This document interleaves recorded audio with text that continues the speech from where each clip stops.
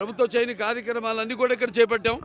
ఈ నియోజకవర్గంలో ప్రతి పంచాయతీలు కలవట్లు అయితేనేమి, రోడ్లు అయితేనేమి, వాళ్ళు మేము చేస్తున్న ఈ అభివృద్ధి కార్యక్రమాలు ప్రతిపక్షాలు ఉంటూ కూడా కొన్ని వాటికి అడ్డు పడుతున్నారు. అలాగే మా అభివృద్ధి కార్యక్రమాలు కూడా స్పందించి ఇవాళ పరశురాం కౌన్సిలర్ గారు 20వ వార్డు కౌన్సిలర్ ఆయన మా పార్టీలో ఈరోజు చేరడం జరిగింది. ఆయన సాధారణంగా ఆహ్వానిస్తున్నాం. అలాగే అభివృద్ధి కోసం పాటుపడే ఎవరైనా సరే ముందుకు రావాల్సిందిగా ఈ యొక్క ప్రజల ఎవరైతే మీకోసం మిమ్మల్ని ఎన్నుకున్నారో ఒక అభివృద్ధి కోసం అయితేనేమి, సంక్షేమ కార్యక్రమాల కోసం అయితేనేమి, వాటికి మీరు కూడా స్పందించి ముందుకు రావాల్సిందిగా, ఇందులో భాగం కావాల్సిందిగా కోరుకుంటున్నాను. అలాగే నాయకులు బాపిరెడ్డి గారు అయితేనేమి అందరూ కూడా ఇవాళ ఈ పార్టీలో చేరడం జరిగింది. మా వాళ్ళంతా రక్షణగా ఉంటారు. మా వాళ్ళంతా అదే నేను ఆయనకి అభయస్థం ఇచ్చాం. మేమంతా కూడా తెలుగుదేశం పార్టీ కార్యకర్తలు అయితేనేమి, నాయకులు అయితే మేము ఆయనకి అభయస్థం ఇచ్చాం.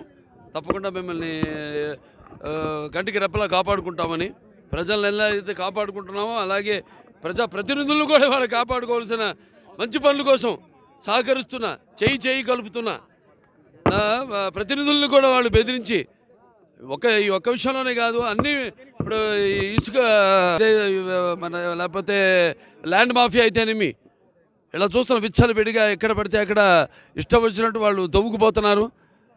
అలాగే కబ్జాలు చేస్తున్నారు భూములను కూడా. వీటిలన్నిటికీ మా వాళ్ళు అడ్డు పడుతున్నారు.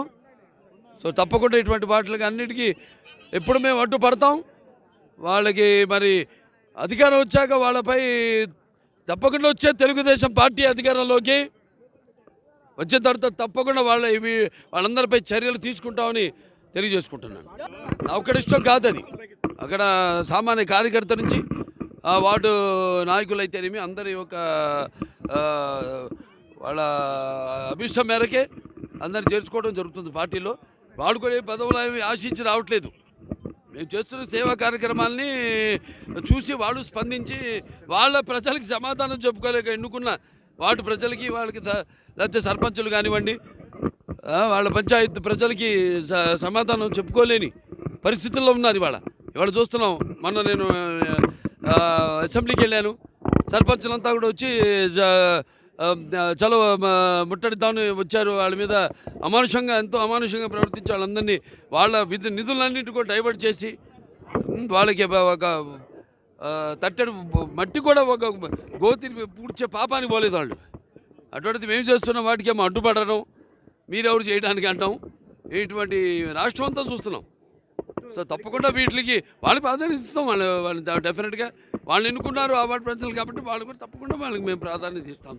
కలబట్టి వేసాం. మిగిలిన నిధులతో రోడ్డు వేస్తే అక్కడ వెళ్ళి వాళ్ళు బెదిరించి మేము గెలిచాం. అక్కడ సర్పంచ్ అక్కడ వాళ్ళేమో అక్కడ ఇన్ఛార్జు వచ్చి బెదిరించి, కాంట్రాక్టర్ని బెదిరించి ఆ రోడ్డుని తవ్వేయడం జరిగింది.